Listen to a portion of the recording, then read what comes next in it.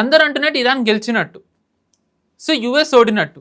అంటే ఏంటి, గల్ఫ్ దేశాలు వాళ్ళ అస్తిత్వానికే ప్రమాదం న్యాచురల్లీ. సో ఒకసారి స్ట్రెంగ్తెన్ అయిన తర్వాత, వాళ్ళకి ఒక రకంగా జోష్ వచ్చిన తర్వాత, వాళ్ళ తర్వాత ఏమన్నా చేయొచ్చు, ఏమన్నా జరగచ్చు.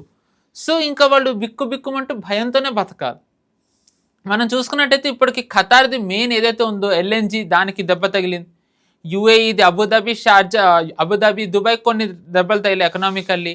అండ్ సరే అరామ్కోది మనకు తెలిసిందే, సౌదీది. Same with Bahrain, Kuwait.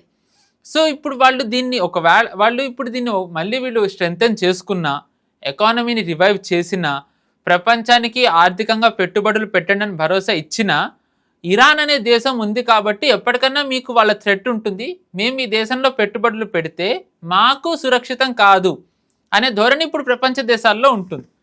So ఇప్పుడు వాళ్ళు కూడా ఎలాంటి పరిస్థితికి వచ్చారంటే, ఇది once and for all done, దీన్ని మనం ఒక రకంగా ఒక ఎండ్కి తీసుకురావాలి. సో ఇప్పుడు ఇది కేవలం మొదలు అవ్వడానికి దీంట్లో US, ఇజ్రాయెల్దే ఉండొచ్చు, కానీ ప్రస్తుతం ఏంటంటే దాంట్లో ఖచ్చితంగా గల్ఫ్ దేశాలు కూడా